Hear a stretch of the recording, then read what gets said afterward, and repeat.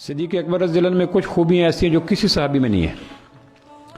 ان کو جو کہا گیا نا تمام صحابہ کے امام ہیں، تو کچھ خوبیاں میں ایسی بتاتا ہوں صدیق اکبر رضی اللہ عنہ جو 1,24,000 یا 2 لاکھ جتنے میں انبیاء صحابہ کرام ہیں ان میں کسی میں وہ خوبیاں نہیں جو صدیق اکبر میں ہیں. میں وہ چاند ایک عرض کر دیتا ہوں جس سے آپ کو اندازہ ہو جائے گا کہ اللہ کے محبوب کے بعد خلیفہ بلا فصل ابو بکر کیوں ہوئے.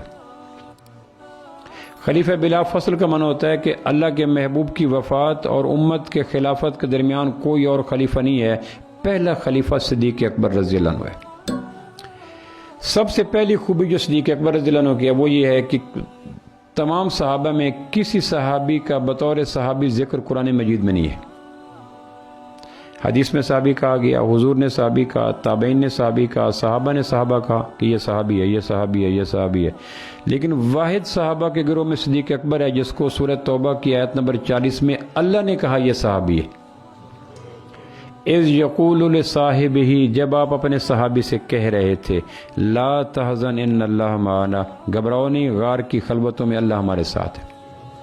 زید بن ثابت کا ذکر آیا، زید بن حارثہ کا ذکر آیا قرآن مجید میں، لیکن صحابی لفظ کے ساتھ نہیں ہے. فلما قضا زید منہا وطرا، جب زید نے زینب بنت جہش کو ڈائیورس کر دیا اور طلاق دے دی، زوجنا کہا، پھر میرے محبوب ہم نے زمین کی چیزوں سے بے نیاز ہو کر آسمان پہ زینب کے ساتھ آپ کا نکاح کر دیا. اس میں زید کا ذکر ہے بیوی کو طلاق دینے کے پرسپیکٹو میں، تناظر میں، لیکن زید کے ساتھ لفظ صحابی نہیں ہے. لفظ صحابی جس کے ساتھ عذر قرآن آتا ہے. میں نے کہا نہیں یہ صحابی کون، کس نے بتایا کہ اللہ کے نبی فرمایا میرے صحابی ہیں، حدیث ثابت ہو گیا. یہ صحابی کیسے ہے کہ صحابی نے کہا یہ صحابی، ٹھیک ہو گیا. یہ صحابی کیسے ہیں کہ تابعی نے اپنے بیٹے کو کہا بیٹا یہ صحابی ہیں جو ابو ہریرہ رضی اللہ عنہ، صحابی ثابت ہو گیا. لیکن کسی صحابی کا قرآن کی آیت کی روشنی میں صحابی ہونا، یہ صحابہ کی طویل پھولوں میں واحد پھول صدیق اکبر ہیں جن کی صحابیت کا ذکر قرآن نے کیا. اس لیے امام مالک کا فتویٰ ہے کہ جو صدیق اکبر کو صحابی نہیں مانتا وہ دراصل قرآن کی آیت کا انکار کرتا ہے، اور قرآن کی ایک آیت کا انکار کفر ہے. اس لیے کہ جس طرح یہودی کافر ہے، عیسائی کافر ہے، ہندو کافر ہے، سکھ کافر ہے، قادیانی کافر ہے، بالکل وہ شخص بھی پکا ٹھکا ایک کافر ہے جو صدیق اکبر کی صحابیت کا انکار کرے. چونکہ صدیق اکبر کی صحابیت کے انکار کی وجہ سے کافر نہیں ہے، قرآن کی آیت کے انکار کی وجہ سے کافر ہے. بات سمجھے نا؟ ورنہ صحابی کے انکار سے آدمی کافر نہیں ہوتا، فاسق ہو جاتا ہے، گنہگار ہو جاتا ہے، کبیرہ گناہ ہو جاتا ہے سارے. لیکن قرآن کی آیت کے انکار کی وجہ سے آدمی کافر ہو جاتا ہے. تو چونکہ صدیق اکبر کو سورہ توبہ کی آیت نمبر 40 میں قرآن نے کہا، اس لیے اگر کسی آدمی کے متعلق یقین ہو جائے آپ کو اس کے رویوں سے، اس کے بول چال سے، اس کی تنہائیوں کی گفتگو سے کہ یہ صدیق اکبر کے صحابی نہیں مانتا، تو اس کو سلام کرنا گناہ ہے.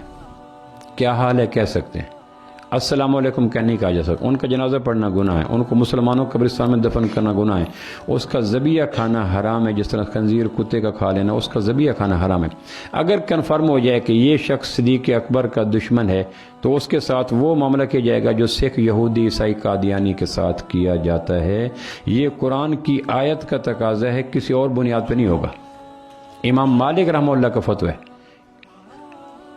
اس کو رشتہ نہیں دے سکتے، اس سے رشتہ نہیں لے سکتے، اس کا ذبیحہ نہیں کھا سکتے، اس کو سلام نہیں کر سکتے، اس کا جنازہ نہیں پڑھ سکتے. جو حقوق یہودی سکھ عیسائی کے ہیں وہی حقوق اس شخص کے ہیں جس شخص نے صدیق اکبر کی صحابیت کا انکار کیا. انکار کی وجہ سے کافر نہیں ہوا، قرآن کی آیت کے انکار کی وجہ سے کافر ہو گیا. تو صحابہ میں یہ پہلے صحابی ہیں جن کی صحابیت از روئے قرآن ثابت ہے.